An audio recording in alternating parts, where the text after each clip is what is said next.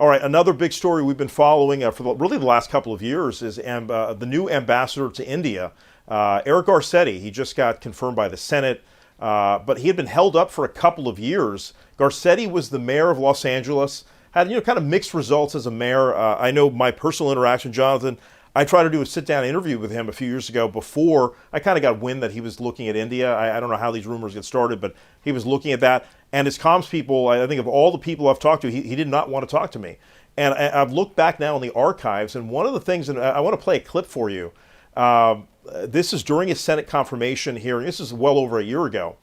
But I want you to listen to the words that Eric Garcetti used, and then I'll get your take on the other side. Mayor Garcetti, I want to talk a little bit about India, if I might. India was just downgraded from the annual report by Freedom House from free to partly free. They recently enacted a Citizenship Amendment Act that is very much aimed against the Muslim population within India. So the same question to you, if you could be a little more specific. India is an incredibly important strategic partner of the United States, but the human rights records there are certainly anything but the way we would like to see them. So how do you balance our need to work with India as a strategic partner, but making advancements on behalf of human rights? Well, thank you very much, Senator. There's no question that the U.S.-India relationship should be underpinned by our common commitment to democracy, to human rights, and to civil society. It's enshrined in our constitutions, the oldest democracy in the world and the largest democracy in the world.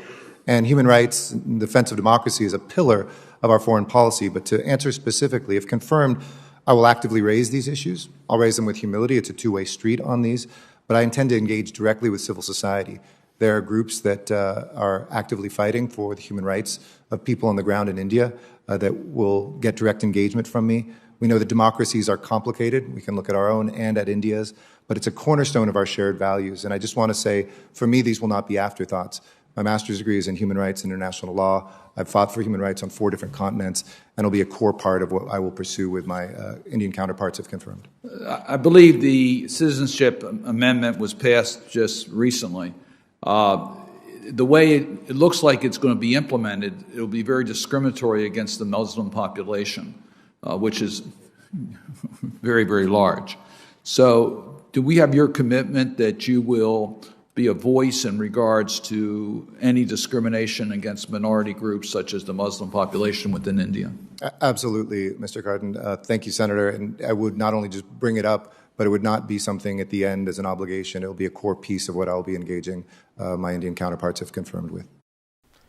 So as you just heard, Garcetti goes into what he plans to do as ambassador now that he's finally been confirmed. Now keep in mind, he got held up by other Democrats. Again, he was appointed by Biden.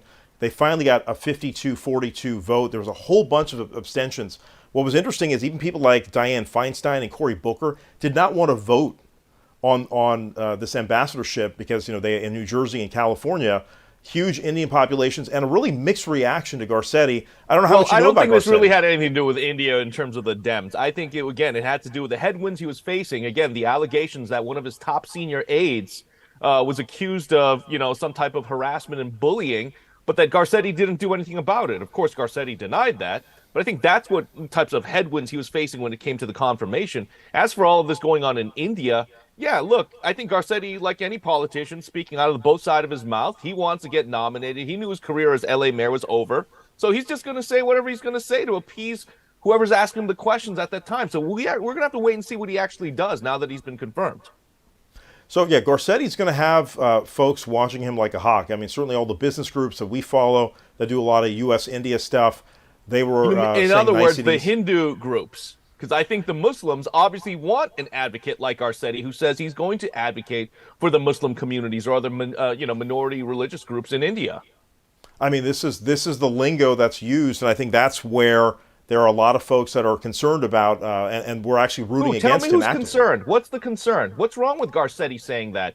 I don't think there's anything wrong with Garcetti, but you got to understand. India, I want someone who's going to represent everyone, not just the Hindus. Right. No, that's true. At the same time, when you use, it's kind of coded language, the term human rights, when it relates to India, especially when we look at the human rights in America, right? We have a lot of communities that feel disadvantaged, whether you think they are or not.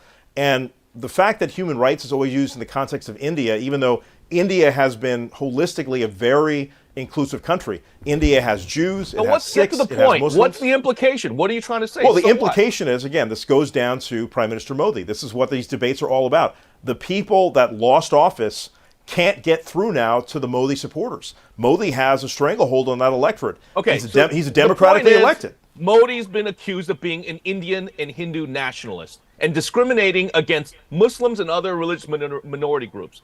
That's the point. Is that right?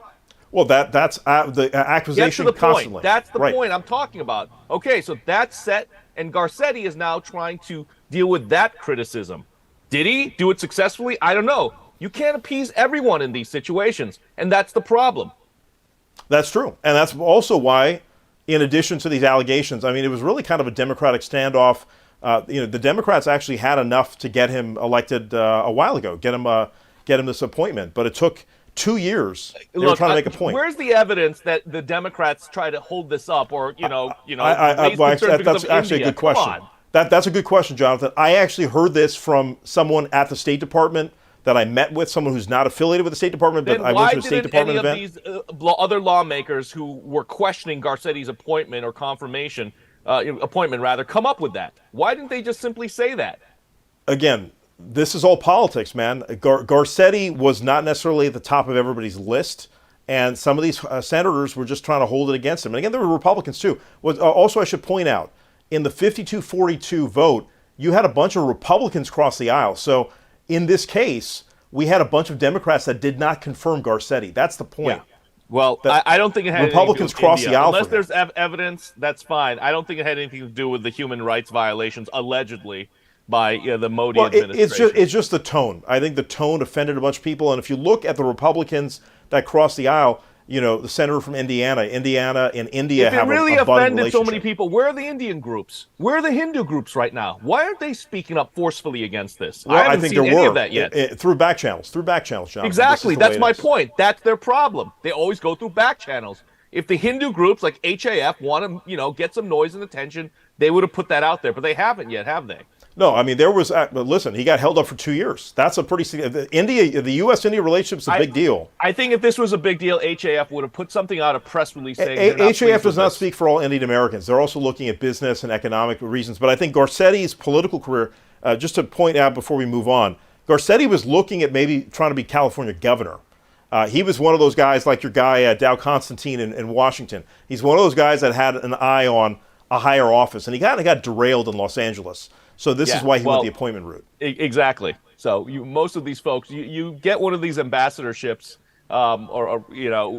towards the end of your political career usually. So anyway, we'll watch what he does, but he got through after a gauntlet over a couple of years.